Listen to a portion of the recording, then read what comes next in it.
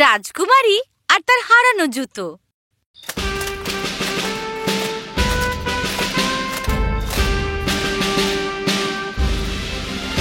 একদা এক সময় রিশালিয়ার এক বিশাল রাজ্যে বাস করত এক মিষ্টি রাজকুমারী লোরেলাই।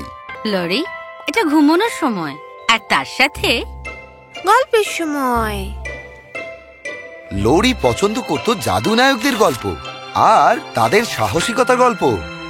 তার রূপকথার গল্পে একমাত্র যোদ্ধা যিনি ছিলেন তিনি হলেন তার মা। মহারানী লোরেলাইয়ের কাছে সবকিছু ছিল, প্রশংসনীয়, ঐতিহ্যশালী, শক্তিশালী এবং অদ্ভুত সুন্দরী। বাহ, আমার গল্পের সমস্ত শক্তিশালী মানুষের একটা জাদুর উৎস আছে। কিন্তু হ্যাঁ, তার মানে মায়েরও কোনো জাদুর উৎস আছে? তার বিস্ময়কর দৃষ্টি একদিকে যেন আটকে গেল। হ্যাঁ, বুঝেছি। লরি, তুমি এখানে কি করছো?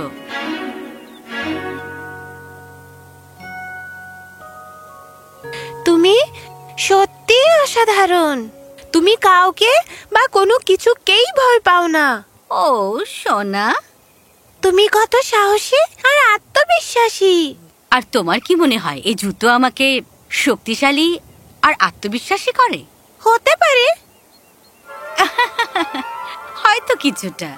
এই জুতো আমি বিশেষ বিশেষ দিনেই ব্যবহার করে থাকি। আমি বুঝে গেছি, আমার কাছে জাদু জুতো থাকলে আমিও সাহসী হয়ে যাব। হয়তো। দারুণ, আমি সব কাজের জন্য একটা করে জুতো কিনবো। এবং সেখান থেকেই সব শুরু। লোরেলাইয়ের আসক্তি বাড়ে জুতোর প্রতি। যদি কোনো জুতো তার পছন্দ হয়, সে তৎক্ষণাৎ সেটা নেওয়ার জন্য বলতে থাকে। তার পিতামাতা কিছুই মনে করতো না তা নিয়ে, আর তার সমস্ত আবদার রাখতো। মা, এইটা তোমার পছন্দ অসাধারণ। লোরেলাই বড় হতে হতে তার জুতোর সংগ্রহ বাড়তে থাকে। যে কোনো অনুষ্ঠানের জন্যই একটা জোড়া সেখানে ছিল, এমনকি ব্যালের জন্য স্পার্কলিং জুতো, দুর্গম যাত্রার জন্য স্টার্ডি বুটস, আর রাজকীয় দায়িত্বের জন্য। লরি, কাউন্সিল তোমার বিচার বুদ্ধি নিয়ে অনেক বেশি সচেতন। হ্যাঁ, আমার বিচার বুদ্ধি ততক্ষণ পর্যন্ত কাজ করবে না যতক্ষণ আমি পারফেক্ট জুতো পাচ্ছি। তাহলে কোনটা, বোল্ট বনিটাস নাকি ভ্যালিয়েন্ট ভেরোনাস? তার কাছে সবই ছিল, কিন্তু তাও সঠিক জোড়া দুটির জন্য তার সমস্যা হচ্ছিল। ঠিকঠাক জুতো পরলে লোরেলাই হয়ে ওঠে সাহসী, আত্মবিশ্বাসী। জুতো যাতে সে বিশ্বাসী, তার শক্তির উৎস হিসাবে। কিন্তু সেগুলো ছাড়া সে তার ক্ষমতা নিয়ে সন্দেহ করত এবং অস্বস্তিতে ভুগত।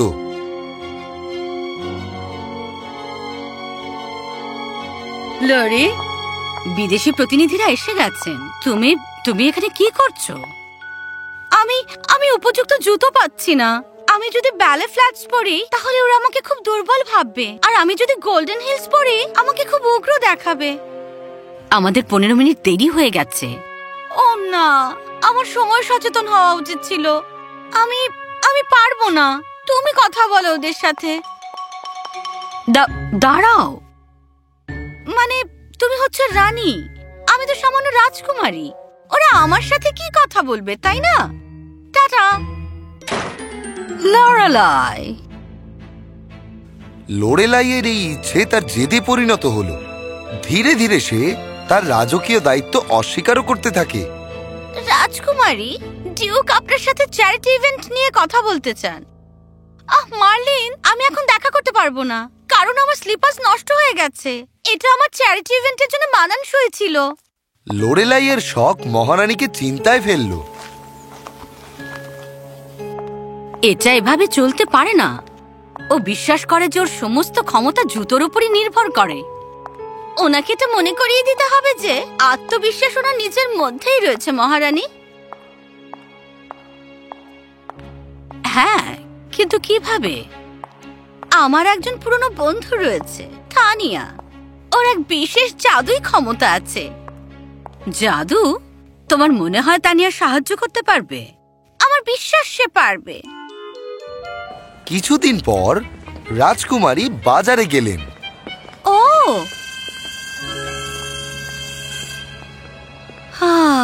তুমি কি তোমার বন্ধুর সাথে কথা বলেছো মার্লিন? হ্যাঁ মহারানী, টানিয়া বলেছে ও কিছু একটা করবে, কিন্তু ও আমাকে কিছু বলেনি। লোরেলাই একজন মহিলার সাথে কথা বলছিল যার কাছে ছেঁড়া জুতো ছিল। রাজকুমারী, আমি জানি আপনি জুতো পছন্দ করেন, আমি এটা আপনার জন্যই বানিয়েছি। এটা দেখতে বেশ অদ্ভুত। আমার বাড়িতে 7 জন না খেয়ে রয়েছে, দয়া করে এটা কিনে নিন। লোরেলাই এর খুব খারাপ লাগে তাকে দেখে, তাই সে জুতো কিনে ফেলে।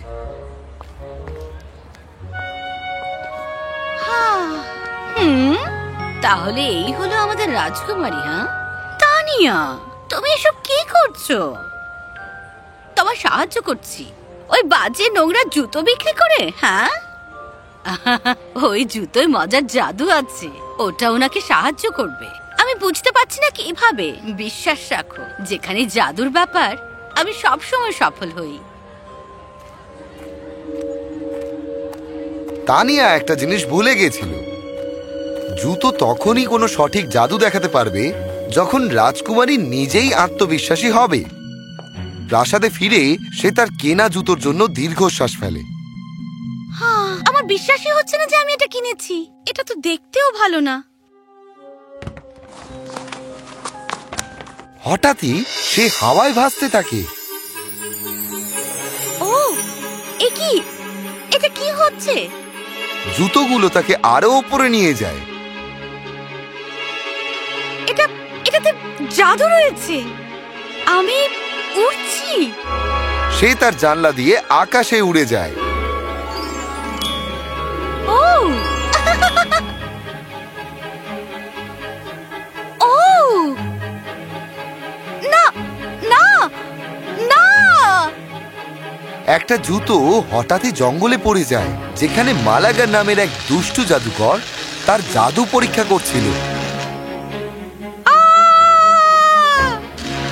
চলো এবার একটা পোর্টাল তৈরি করা যাক। এই আওয়াজটা কিসের?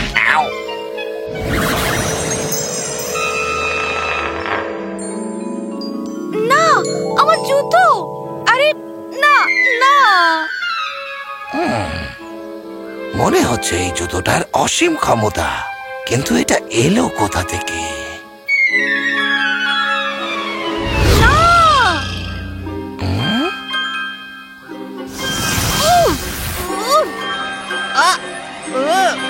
কাদা!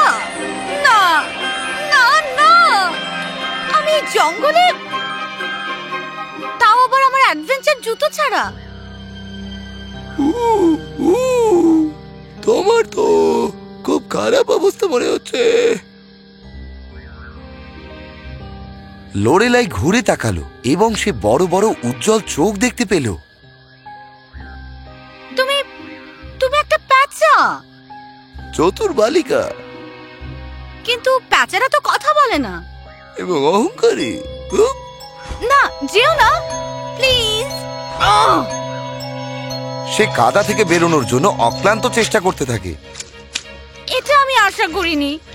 এখন কি আমাকে কাদার মধ্যে দিয়ে হেঁটে যেতে হবে, নাকি গাছে উঠতে হবে আমায়? কিন্তু আমি জুতো ছাড়া এসব কিছুই করতে পারবো না। কি হয়েছে? আমি একজন রাজকুমারী, আমি কখনো খালি পায়ে এরকম জঙ্গলের পথে হাঁটিনি। লোরেলাই পেঁচাটাকে সেই জাদু জুতো আর সেই আশ্চর্য পোর্টালের কথা বলল। এমন কোনো জাদুকর এনে দিতে পারবে যে আমাকে বাড়ি পৌঁছে দেবে? আমি কৃতজ্ঞ থাকবো। ঠিক আছে, তোমার ভাগ্য ভালো। সত্যি? এই জঙ্গলটা আশ্চর্যে ভর্তি। আমাকে অনুসরণ করো এবার। আমি হুটসুট। আমি লরলাই অথবা লরি। সে জুতোটাকে নিজের কাছে সাবধানে রাখলো আর খালি পায়ে হাঁটতে শুরু করলো। মাটিটা ভেজা আর চপচপে ছিল। হুটসুট উঠতে উঠতে গেল আর লোরেলাই তাকে অনুসরণ করলো তার জুতো ছাড়াই। জঙ্গলটা বড় অদ্ভুত রকমের ছিল।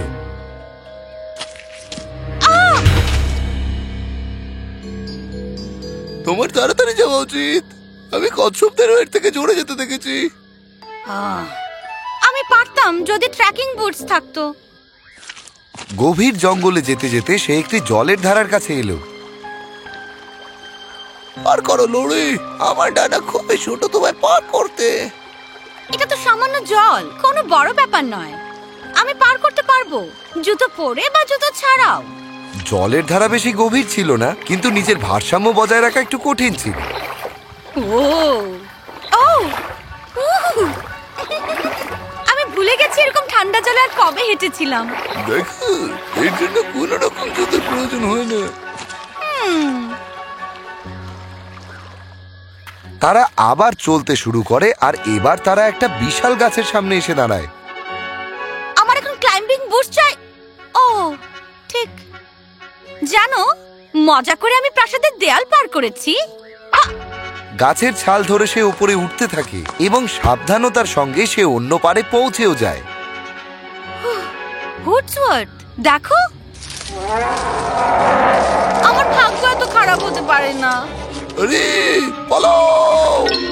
গাছপালার মধ্যে দিয়েই ভাল্লুক তাকে তাড়া করতে থাকে, কিন্তু লোরেলাই ছিল দ্রুত। তাড়াতাড়ি এদিকে! তারা এক জায়গায় লুকিয়ে পড়ে আর ভাল্লুকটি চলে যায়। বাবা, জঙ্গলে এক নতুন অতিথি। লোরেলাই বুঝতেই পারেনি সে একজন ডাইনির ডেরায় এসে উপস্থিত হয়েছে। হুডসওয়ার্থ সমস্ত কিছু তাকে বুঝিয়ে বলতে থাকলো। সাহায্য চাই? যদি আমি না করি? তুমি আমার কথা শোনো, যতই হোক আমি তোমার ব্রেসলেটের রুবিটা খুঁজে দিয়েছিলাম যা তুমি খুঁজছিলে। শান্ত হও, আমি তোর সাথে মজা করছিলাম। তাহলে তুমি কোত্থেকে এসেছো? রেসিলিয়া, আমাকে কি তুমি বাড়ি পাঠাতে পারবে এক্ষুনি? নিশ্চয়, ওটাই তো আমার কাজ। তাড়াহুড়ো করো না। ডাইনিটা একটা মন্ত্র পড়লো আর একটা পোর্টাল খুলে গেল। খাওয়ার সময় করো তাড়াতাড়ি, পৌঁছে দাও ওকে তোমরা ওর বাড়ি। রিসা আচু! পোর্টালটা সরে গেল এবং লোরেলাইকে তার মধ্যে টেনে নিল। এটা কি হলো? আমি হয়তো ওকে অন্য কোথাও পাঠিয়ে দিয়েছি।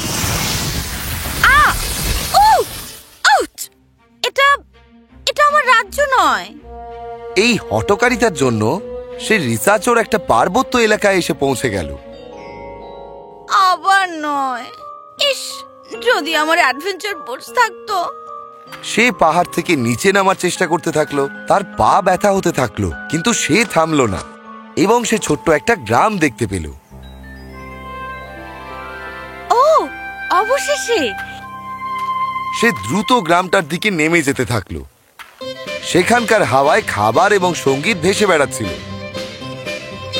জিজ্ঞাসা করতেই রিসেলিয়া যাওয়ার জন্য একটা জাহাজের সন্ধান সে পায়।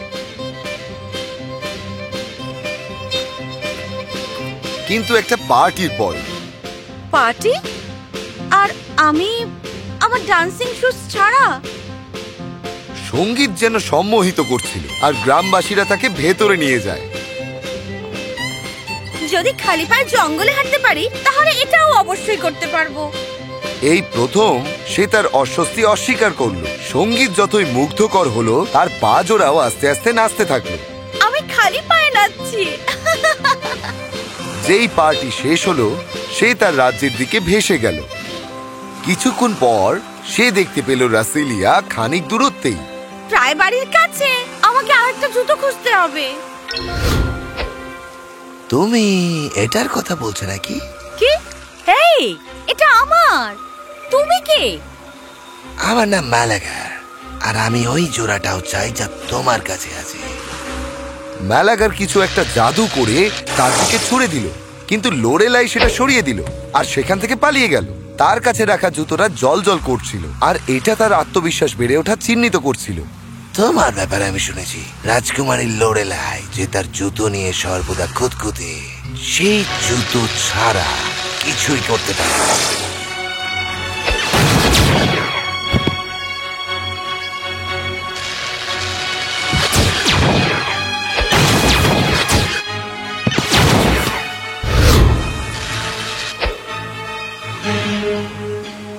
গাছে চড়েছি, ভয়ঙ্কর প্রাণীর হাত থেকে বেঁচেছি, আর সেটাও কোনো জাদু আর জুতো ছাড়া। তোমাকেও দেখে নেব। আর সেই মুহূর্তে মালাগারের কাছ থেকে জুতোটা তার কাছে উড়ে এলো, আর রাজকুমারীর পায়ে সেই জুতো জোড়া ঠিক মতো আটকে গেল। জুতো এবার তার আসল জাদু দেখাতে শুরু করলো। ওগুলো আমার না মালাগার, ওটা সবসময় আমার ছিল। হাইয়া!